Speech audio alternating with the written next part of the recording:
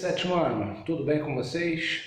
Espero ser muito bem recebido na casa de vocês, tá? Mais uma vez estamos aqui para dar continuidade às nossas aulas de ciência, enquanto tiver aí esse surto dessa pandemia aí do coronavírus, do Covid-19, tá? Do mesmo modo, espero encontrá-los todos bem, todos muito bem, que não só vocês, mas como todos os familiares, tá? E lembrando sempre, tá, pessoal, nunca é tarde para lembrar, para dar ênfase de lembrar de lavar a mão com água e sabão, ficar em casa e usar o álcool gel, ó, o meu tá aqui, tá? Faço uso direto. A máscara, se for na rua, não estou usando agora, porque eu estou aqui num ambiente onde está só eu, mas com certeza quando sair daqui eu vou estar com minha máscara, tá? Então se cuidem, porque o vírus está aí, a doença está aí, e não é bom ficar doente no momento desse, tá, pessoal? Lembrando a vocês que a partir de semana que vem, a partir de semana que vem, eu preciso que vocês mandem para mim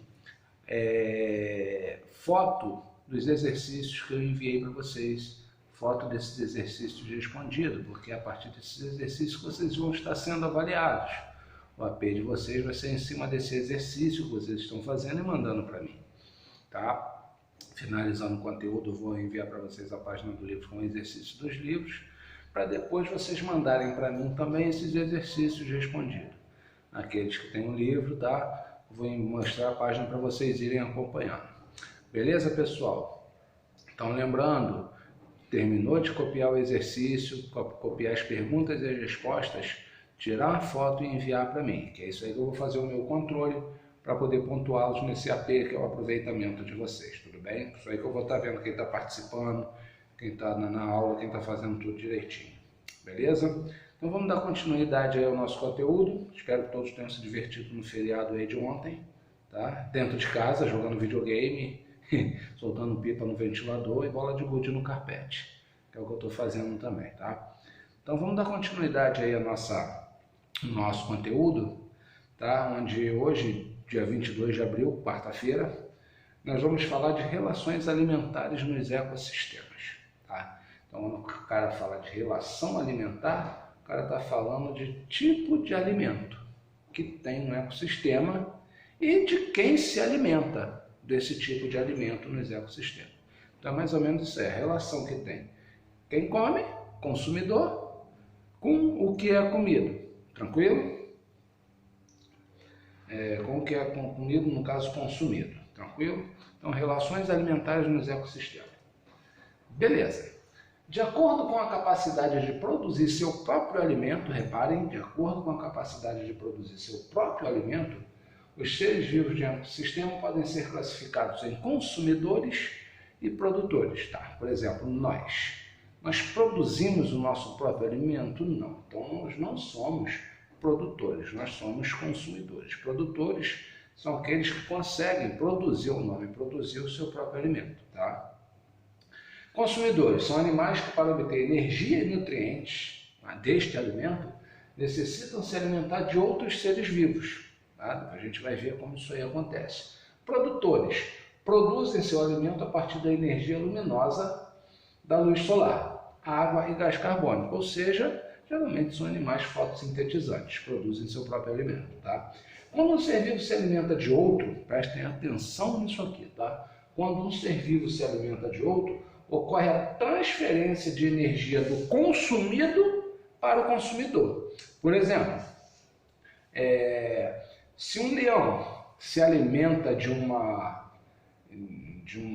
vamos dizer assim, de um coelho, tá? Um leão se alimentando de um coelho, ele está absorvendo a energia contida naquele coelho para ele, direta, 100% dessa energia não, porque esse coelho também já absorveu a energia do produtor da qual ele se alimentou, tá? Lembrando que o coelho ele é herbívoro, então ele se alimentou de um produtor, ele se alimentou de uma planta, ele se alimentou de um vegetal, então ele absorveu a energia desse vegetal, essa energia foi para o coelho, e o leão indiretamente também está absorvendo a energia desse vegetal presente nesse coelho, tá? Quando ele se alimenta desse coelho, beleza? O cara está querendo dizer aqui, ó, quando um ser vivo se alimenta de outro, ocorre a transferência de energia do consumido, aquele que foi comido, para o consumidor, do coelho comido para o leão que está comendo, se alimentando desse coelho, tá bom? Então é mais ou menos isso aqui, ó. O Sol libera energia para o produtor, tá? Essa energia é dissipada nos diferentes níveis tróficos. Então essa energia vai ser dissipada, a energia do Sol, através do produtor, que é no caso aqui o vegetal, vai passando para o consumidor primário, que é um herbívoro que se alimenta do vegetal, o consumidor secundário, que é um carnívoro que vai se alimentar do consumidor primário, consumidor terciário, quaternário, e um que se alimenta de todos eles, que são os decompositores, tá? Então o decompositor vai se alimentar, vai pegar a energia, vamos dizer assim, de todos os níveis tróficos. Lembrando, cada posição dessa aqui é chamada de nível trófico, tá? Consumidor primário, secundário, produtor, decompositor, nível trófico. Tudo bem? Então aqui, ó, a energia primeiramente vinda do Sol, através de que ele absorve, o produtor absorve isso aqui, através da fotossíntese. Beleza? E com isso, se é liberação de energia, acontece o que nós chamamos de cadeia alimentar. O que é a cadeia alimentar? É a transferência de energia desde os produtores, passando por uma série de consumidores. Olha aqui, opa, foi mal. Produtor passando por uma série de consumidores, primário, secundário, terciário, quaternário. Enquanto houver um ser que se alimente daquele ali, vai tendo o seu nível trófico, tá? Todos os seres vivos envolvidos na cadeia alimentar podem sofrer a ação dos chamados seres vivos decompositores, tá? Olha o camarada falou. Todos os seres vivos envolvidos na cadeia alimentar, desde o produtor, podem sofrer a ação dos chamados seres vivos decompositores. Para que isso aconteça, ele tem que virar óbito, tem que morrer. Okay? Uma cadeia alimentar ocorre em todos os ecossistemas. Então, em todos os ecossistemas, nós vamos encontrar uma cadeia alimentar, seja ele terrestre, seja ele aquático. Okay? Então, nós temos aqui ó, um vegetal, que é o produtor, uma plantinha ali. Esse grilo, que é o consumidor primário, se alimenta desse produtor. Tranquilo? O grilo, no caso aqui, é o herbívoro, que se alimenta do vegetal. O sapo é o consumidor secundário, se alimenta desse grilo. Tranquilo? A cobra é o consumidor terciário, que se alimenta desse sapo. E o gavião é o consumidor quaternário, que se alimenta dessa cobra. Tá? Às vezes está no topo da cadeia alimentar, ele não serve de alimento para ninguém, a não ser para o decompositor. Sendo que quando cada um desses aqui morrer, vai servir de alimento para o decompositor. Tranquilo? Então olha só, aqui nós temos uma cadeia alimentar, onde o ser vivo da esquerda sempre vai servir de alimento para o que está à direita. Tranquilo? Então isso é uma cadeia alimentar. Ok? Estou dando bastante ênfase nisso aqui, que daqui a pouco nós vamos estudar, nós iremos estudar teia alimentar. Aqui é como se fosse várias cadeias alimentares juntas, mas vamos por etapa. Tá? Então aqui, ó, os tipos de consumidores. Os consumidores podem ser classificados em 3 tipos, vamos dizer assim: herbívoro, carnívoros e onívoros. Quem são os herbívoros? São aqueles que se alimentam de vegetais, tá? São sempre consumidores primários, então o herbívoro ele sempre vai ser primário. Olha aqui, ó. Herbívoro se alimenta do vegetal, sempre vai ser primário. Olha o outro exemplo aqui, ó. O herbívoro se alimenta do vegetal, ele sempre vai ser primário, tá? Então o herbívoro ele sempre vai ser classificado como consumidor primário. Não esqueçam disso, tá? Isso é regrinha básica, não tem como ser mudada. Já os carnívoros são aqueles que se alimentam de outros consumidores. Voltando aqui um pouquinho, olha aqui, tudo carnívoro, se alimentando de outros. Tranquilo? E os onívoros são aqueles que se alimentam tanto de animais como de vegetais. De repente, se a gente entrasse nesse nível aí, nessa cadeia alimentar, nós seríamos classificados como onívoros, que a gente come tanto carne de vaca, como comemos vegetal, carne de vaca, peixe, frango, tá? Como comemos também alguns vegetais, batata, cenoura, alface, agrião, chicória, enfim, beleza? Então vimos aí, já conseguimos ver com isso aí, como são classificados os animais dentro de uma cadeia alimentar, tranquilo? E quando a gente junta várias cadeias alimentares, a gente tem o que a gente chama de teia alimentar, tá? Então o que é essa teia alimentar? Ao participar de diferentes cadeias alimentares, alguns animais possibilitam a interligação dessas cadeias. Vamos entender isso aqui, tá? Por enquanto é só uma teoria. A gente já vai ver aqui um slide mostrando isso aqui para vocês. E o conjunto formado por várias cadeias alimentares que se interconectam é denominado teia alimentar. Ó, marquem bem isso aqui, ó. O conjunto formado por várias cadeias alimentares que se interconectam, se ligam uma com a outra, é denominado teia alimentar. Ok? Vamos ver como é isso aí? Olha aqui, ó, nós temos aqui os produtores. Olha aqui, temos uma árvore, temos uma verdura e temos uma gramínea. Essa árvore, vamos fazer uma cadeia alimentar da árvore com esses animaizinhos aqui. Ó. Então a árvore ela serve de comida para a zebra. E a zebra serve de alimento para a onça, se a onça der mole. Então aqui, ó, uma cadeia, tranquilo? Só que a árvore ela serve de alimento também para o inseto herbívoro. E esse inseto herbívoro serve de alimento para o lagarto. E o lagarto serve de alimento para o gavião.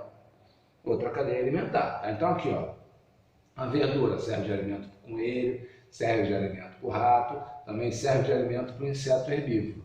A gramínea serve de alimento para o rato, serve de alimento para o inseto herbívoro. Então aqui, ó, produtores, tá? Os produtores. Consumidores primários, tá? De primeira ordem. Temos a zebra, o coelho, o rato e o inseto herbívoro. Todos eles se alimentam de quê?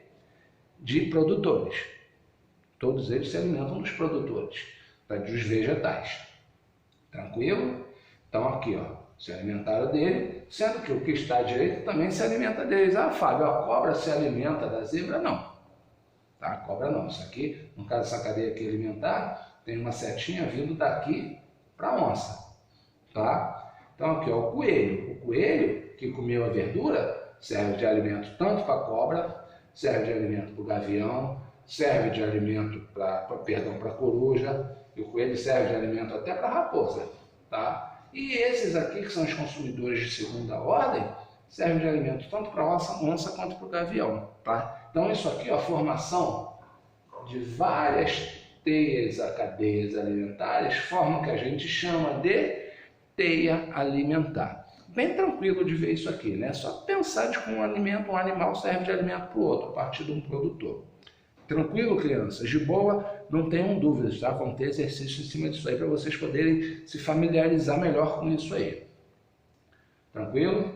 E se tem uma cadeia alimentar, uma teia alimentar, um animal se alimenta do outro, pode haver um desequilíbrio nas relações alimentares, tá? O que seria o desequilíbrio nas relações alimentares? Esse desequilíbrio pode levar ao desaparecimento de populações de alguns seres vivos ou aumento excessivo de outros, a diminuição da diversidade de seres vivos em um ecossistema, entre outras consequências, tá? Então isso é um desequilíbrio na cadeia alimentar. O que causa esse desequilíbrio? Introdução de novas espécies. Pois se você tem uma característica, é só alguns tipos de animais. Chega um que não é daquele ambiente, daquele ecossistema, ele vai causar um desequilíbrio, porque ele pode se alimentar, tirar alimento de um animal, e de repente ele pode ser de um porte maior e ganhar na disputa por esse tipo de alimento, tá?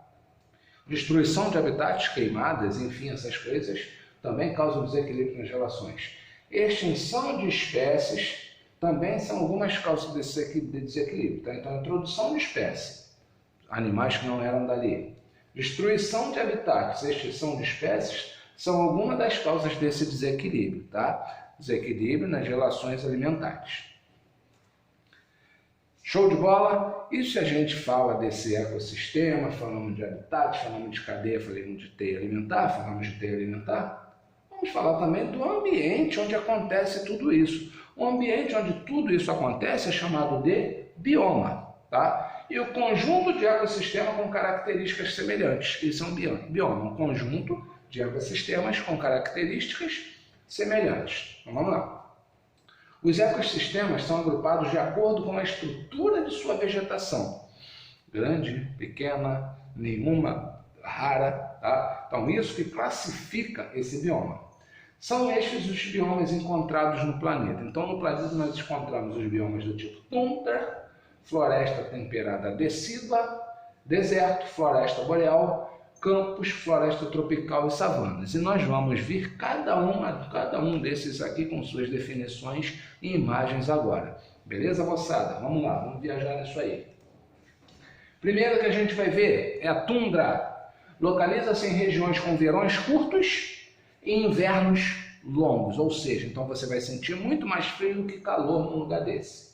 Com temperatura de menos 12 graus Celsius, ou seja, é frio mesmo, a temperatura é abaixo de zero, congela, é gelo. O solo congelado é formado por vegetais pequenos. Alguns dos animais que vivem nesse tipo de ambiente na tundra são o lemingue e a raposa do Ártico, tá? Então pode-se dizer que é um ambiente assim hostil, bastante frio, porque o verão é bem pequeno e o inverno é absurdamente grande. Temos aí como exemplo o Alasca, tá? Então aqui, ó, a vegetação bem baixinha. Isso aqui, com certa época do tempo, isso aqui vai virar um gelo puro, tá? Repare que as nuvens são bem baixas. Olha como é um espaço bem grande disso aí, onde a gente tem esse exemplo dessa tundra, tá? Alguns vestígios de gelo, ó. Essa parte branca aqui são vestígios de gelo, ok? Um outro aí, bioma, que nós temos é a floresta temperada decídua. Localiza-se em regiões com estações bem definidas. Opa, então a gente já sabe que a gente tem primavera, verão, outono e inverno. Bem definido. Onde pode nevar no inverno, pode. É uma causa. Pode acontecer ou não. A temperatura é de 11 graus Celsius. Frio, suportável. Tá? A vegetação é formada por árvores e alguns de seus animais são a marmota e o cervo. Os animais que vivem nesse tipo de floresta temperada decídua. Então nós temos aqui uma floresta temperada decídua. Numa época do ano ela pode nevar, aqui a floresta, as árvores, no inverno não tem como ter folha, cai as folhas todinhas, tá? Aqui a gente encontra aí esses tipos de animais, a marmota, qual foi o outro? O cervo. Ok? Um outro tipo de bioma que nós vamos ver são os desertos. Localizam-se em regiões onde chove pouco. Há desertos em regiões com altas temperaturas, um exemplo é o deserto do Saara, e em regiões mais frias. O solo geralmente é arenoso com pouca cobertura vegetal. Alguns animais encontrados são o rato-canguru, o papaléguas do desenho, tá? Existe esse animal, o papaléguas, além de lagartos e serpentes, que vivem nesse tipo de lugar, nesse tipo de bioma aí bem característico, que é o deserto. Tá? E nós temos aí, ó. É deserto mesmo, né? Só tem areia ali. Aí, se calhar de encontrar um oásis, aí fiquem à vontade para dar um mergulho, ok? Floresta boreal, também conhecido como taiga ou floresta de coníferas. Coníferas são aquelas árvorezinhas que a gente usa no Natal, os pinheirinhos, né? Aqueles pinheiros, parece um cone, por isso coníferas, tá? Ou taiga. Localiza-se em regiões que apresentam invernos longos e rigorosos, tá? Então o inverno é longo, dura bastante e rigoroso. E verões curtos, porém é um pouco mais quente que a tundra, lembrando que a tundra a temperatura lá é de menos 12. Nessa floresta boreal, a média de temperatura é de 3,6 graus Celsius. É um bioma com pequena variedade de vegetais. Não é frio, né? Então não tem essa característica, vamos dizer assim. E alguns de seus animais são os alces e as lebres. Animais que vivem nessa floresta boreal. Aí um exemplo aí, ó, as coníferas. Tá? Reparem que elas têm as características de parecer um cone mesmo, por isso conífera ou taiga. Isso é uma floresta boreal. A temperatura aí chega até média até 3,6 graus Celsius. Tá? Campos. Inclui uma variedade de ecossistemas. Então nós já temos aí uma característica de ecossistema nos campos, cujos vegetais têm pequeno porte, como gramíneas, plantinhas bem pequenininhas, e arbustos. As poucas árvores encontram-se distantes entre si. A gente tem uma árvorezinha aqui, outra a 300, 400, 500 metros. Tá? No Brasil, os campos são chamados de pampas, lá no Rio Grande do Sul, lá embaixo. E nos Estados Unidos são as pradarias. E na Ásia são chamados de estepes. Tá? Então, se eu pedir para vocês, dê exemplos de campos que nós temos pelo mundo. No Brasil, eles são chamados, um outro nome de campos no mundo, No Brasil são chamados de pampas, nos Estados Unidos de pradarias e na Ásia chamados de estepes, ok? Então aí, ó, olha o campo, que maravilha, que imagem linda, um verde bonito, tá? Pampa no Brasil, pradaria nos Estados Unidos, estepe na Ásia. E a floresta tropical, o nome está dizendo, a temperatura é um pouquinho melhor, tá? Localiza-se em regiões com temperaturas elevadas, em média 27 graus Celsius, maravilha, né? As chuvas são abundantes durante todo o ano, apresenta grande variedade de animais, é o bioma mais rico em biodiversidade. Numa floresta tropical você acha tudo quanto é tipo de ser vivo, tá? Tanto animal, quanto vegetal, quanto microscópico, enfim.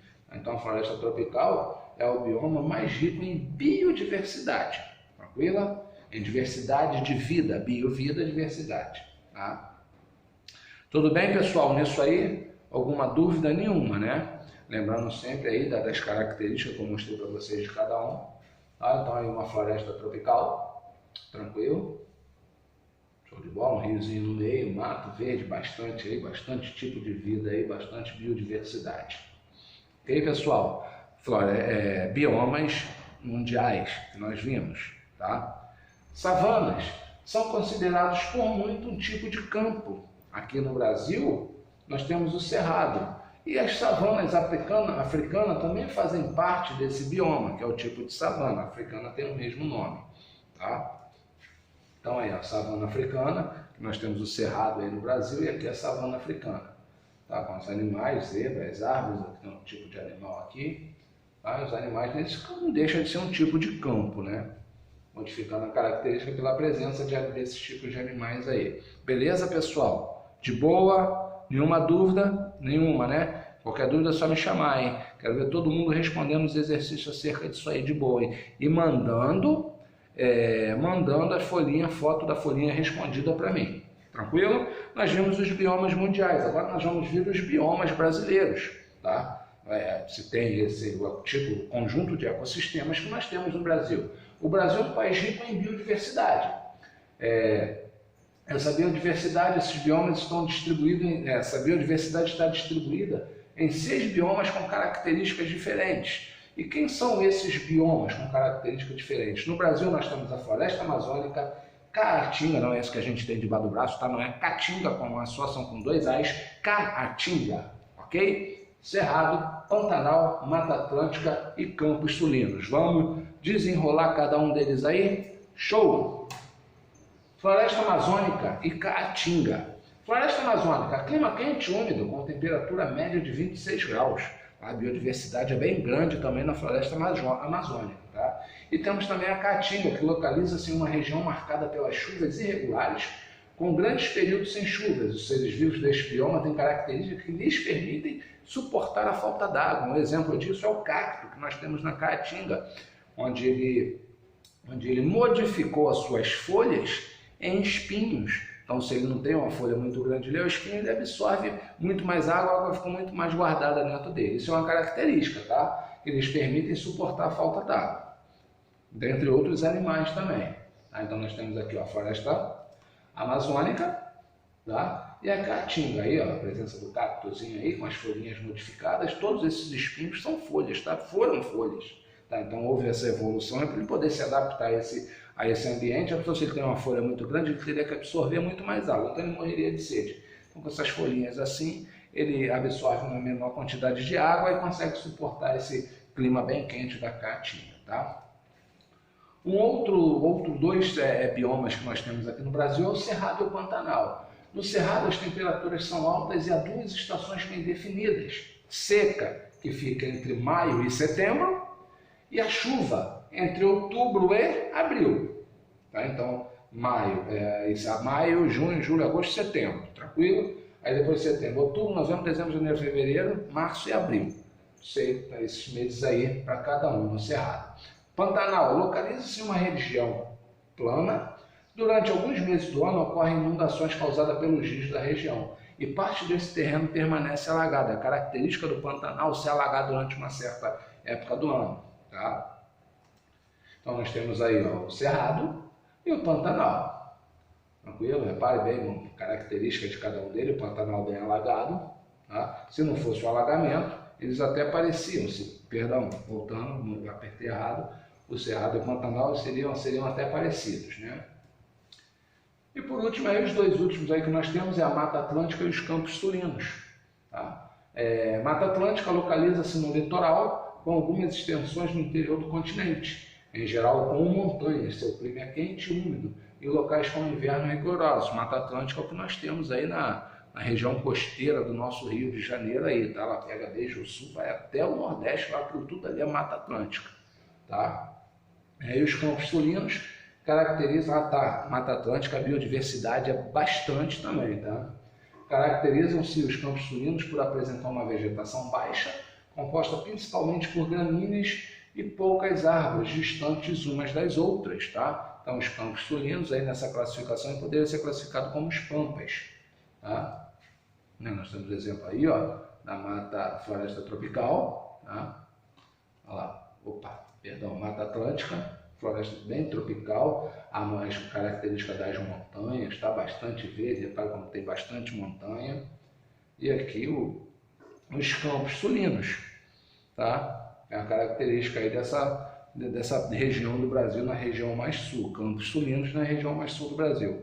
Beleza, pessoal? De boa? Tá? Conteúdo fácil, conteúdo tranquilo, tá? Conteúdo bem fácil de vocês se associarem as imagens, às definições, conteúdo tranquilo de estudar, tá?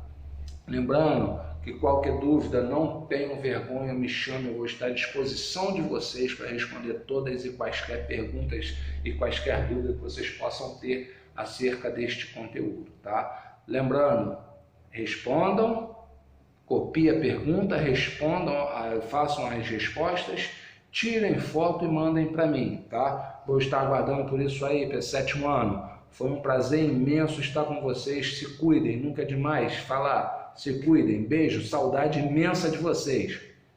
Um abraço.